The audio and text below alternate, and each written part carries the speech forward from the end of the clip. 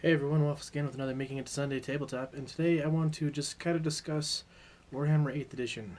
I did my unboxing video, been working with that some, building some stuff, checking some more stuff out. Got to play a couple games in, not with my new Death Guard, but with my Orcs. That's probably my favorite army, my main army, the Orcs. And I gotta say, I was really skeptical at first because I keep seeing all this stuff online. The Orcs got shafted, they're not doing so great. But I think they got probably one of the biggest buffs so far. At least not I don't know, they didn't get a lot of weapons or choices and stuff. It's basically the same stuff, but rules as written in the main rulebook, they got pretty good. So I'm just going to kind of discuss why I think they got pretty good, and just a couple of my ramblings about 8th edition before I get into a video hardcore on the rules. Just kind of my insight and what I've played so far. So if you guys played something else and different outcome. I think that's actually going to happen a lot this edition, just with how the rules are. But first off, no initiative for attacks. Just if you charge, you get to go first. That made orcs severely awesome. And now that the trucks seem to be a little bit tougher, I don't know. I guess there's still probably some anti-armor lists out there that would eat them up. But just playing the couple games I did against Cult Mechanicus and some Tyranids and some Marines, it seems to be holding up pretty well. The trucks can actually survive a turn or two, and that just gives them enough to get up there, and the boys get to attack first with all their attacks, and the Power Claws getting to go at first made them super good. Big squads of boys having awesome morale, so even if you take a couple casualties, they still stay. So yeah, I think they got really good. So for people looking for rules, the mob mentality, they just get morale equal to how many boys are in the squad. So that's amazing, especially if you're like me and you take big squads, or even in battle wagons, 20 of them, they have a higher morale. So they just seem to last more. And yeah, great. Burna boys, assault weapons, so they get to move, move up again, and then fire, and they don't even take manus to hit because of all the flamer rules and stuff. So I think, yeah, they're cheap and they do lots of damage. I think they got really good. So for the people not knowing about the rules, is assault weapons changed, so you can move and then run, well, advance, whatever they call it now, and still fire, but you take a penalty to hitting. But that's really good for flamer squads, which orcs have, probably like a real dedicated flamer squad, because you roll d6 hits. You don't have to roll to hit, you just get the hits. So, you put them in a battle wagon, then they disembark, they move, then you run, and then you fire. Pretty awesome. So I think that's a couple big changes in this edition, is the assault weapons, how they work, rapid fire, how they work, changing how you don't, just you shoot, and then you can charge with just about everything. Really good. So I think that's going to change a lot of lists around, make more things viable. Guard can move, they can do all their stuff, and they were always really squishy in close combat, but now, they're going first. Same with Tau, always had really, squishy close combat, but, they just get to go first if they charge first, foregoing a couple other special rules. So I think that's going to be a huge, huge deal. That's just the initiative step. It's helped out my boys a lot, and it's going to be helping out a lot of other people. And the fact that now AP is a thing, so you don't just have to cancel out their armor, you can start subtracting armor. So like Terminators and stuff, they got the extra wound, which is nice, but you can get their 2 up to 3 up, 4 up, 5 up, 6 up, depending what you're shooting at them. So you don't have to zero out their armor, and you can still be doing damage. So I think that's going to be really good, like getting rid of the having to zero out the armor save altogether. That's another really big one I've been seeing is like the boys, they only have like a 6 up save, so they're dying still to most stuff. But now their Ludas and anything else that has even a little bit of AP is starting to take out Marines a little bit more effectively than before. Because now, they still have the 1 wound, armor 3+, but instead of having to make 3+ saves on a lot of stuff, they're having to make, 4 and 5 up saves. Orcs don't have a lot of weapons that do lots of AP, but they definitely have them. So they're starting to kill stuff faster, but they're still getting killed just as fast, if that makes sense, because there was lots of stuff that had AP 6 in the last edition, at least. So yeah, I think this is going to be a real big game changer with just those couple rules and a couple more that I'm going to talk about. Just units that weren't viable before now can actually be taken, or they might not have been super strong, but now like everything seems to kind of have a place. Just getting rid of the initiative step, the AP being a thing, it's making a big game changer. Like I played Tyranids, and same thing, lots of shots, but maybe not a whole lot of high AP stuff, except for on the bigger bugs. So they were chewing up the boys, but they always did.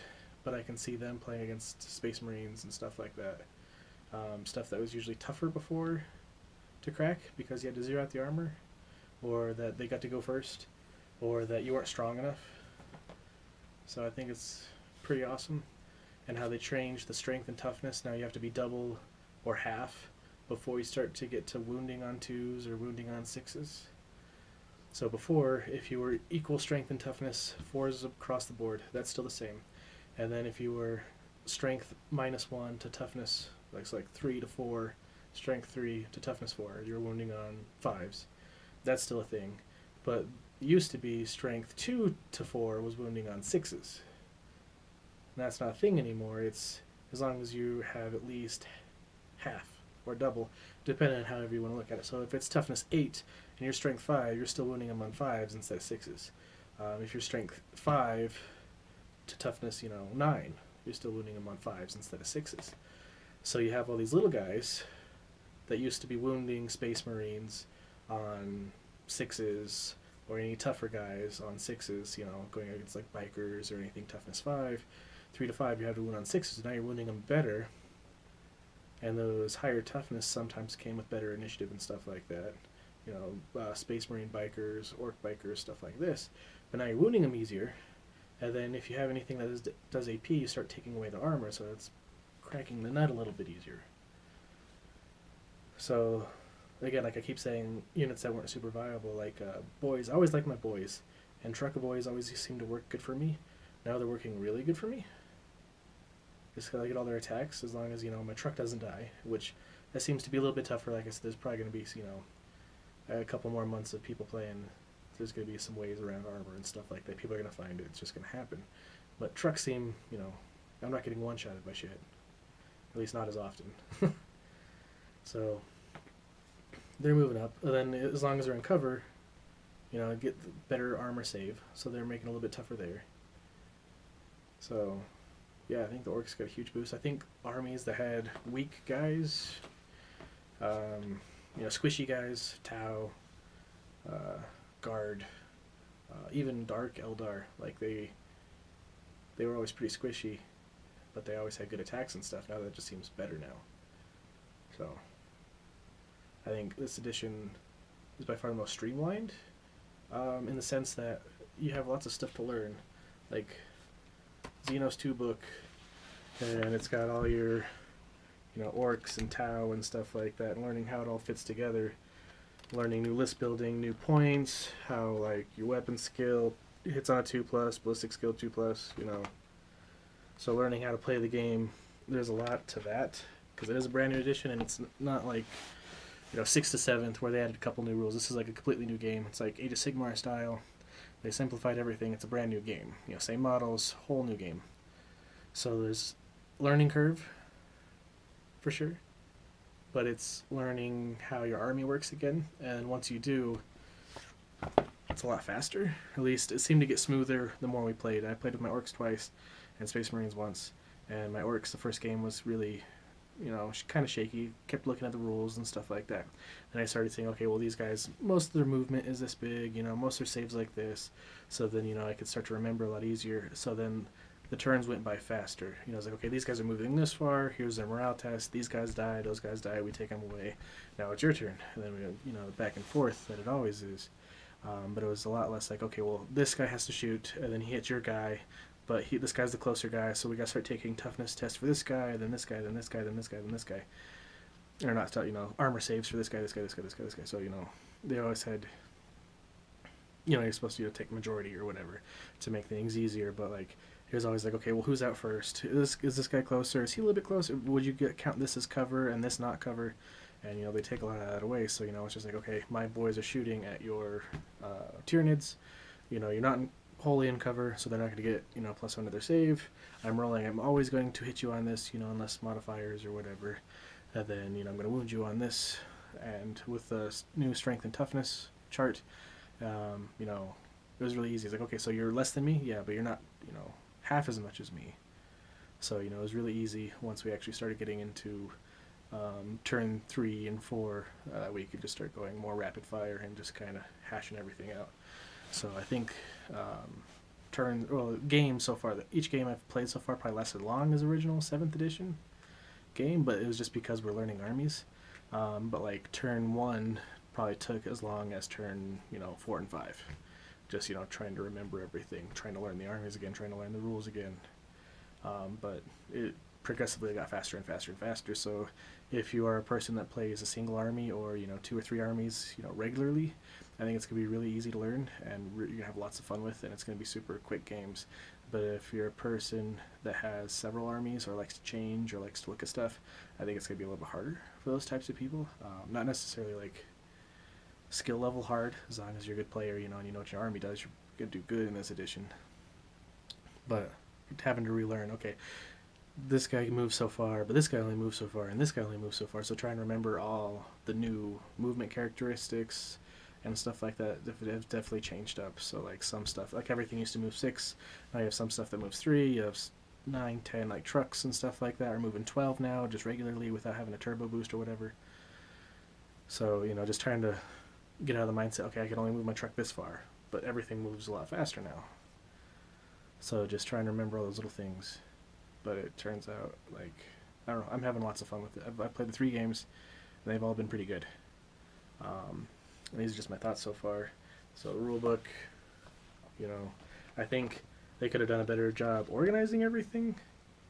And their index used to be, you know, my go-to for everything, but now their index is 1 page, and it just covers real main specific things. So if you're trying to find like how something works, you have to, okay, well, you know, you have to learn how embarking works and stuff like that. You might have a section for that, but if you're trying to learn how stuff interacts with that, like after it moves and how it moves and stuff like that, you kind of do have your own digging. I think it could have been a little bit better index. Not horrible. And like how the way the books are set up, my biggest pet peeve is, hey, here's my Storm Boys. Here's everything they can take. Here's everything they can do. Okay, great. But now I'm actually going to put them on the field. So now I have to go back to this page, way back here. And okay, well, they are a fast attack, or they have them right here. So these are what they cost. But it doesn't include the warrior. So now I have to buy all these guys, and then I have to find out, okay, they're equipped with this. So then I have to come back to here and spend the points on their weapons. Okay, so they're equipped with this, and it's going to cost this many points. Okay, but now there's, oh, I can give this guy a boss knob, so I can give, you know, a choppy weapons list. So then I have to go back here, and I have to find the choppy weapons and then put it in. So I think they could have streamlined it a lot more. Maybe just put, like, all the upgrades and costs right underneath it. Because, like, there's lots of room on all these. Like, there's just blank page, you know, blank page, blank page. You know, they got some pictures and stuff, but blank page. You know, I think they really could have just moved all the points and stuff in with them and made it a lot easier. Instead of having, okay, so I'm going to take this many boys, they're going to cost this much. Okay, well now I have to outfit them with this. Luckily, most standard issue war gear's free, but not on everything. Terminators, like, it comes equipped with a Storm Bolter and a Power Fist. Well, they don't come equipped, you know, like, you have to buy their war gear, so you have to go and put, you know, 2 points for a Storm Bolter or whatever it is, and, you know, 15 points or whatever for a Power Fist. So then you have to keep going back and forth to build your list. But, like, once it's built, you know, the points and stuff, then you just go to your reference page of what it is, and it tells you everything it does, fortunately. But trying to put everything together is really lame.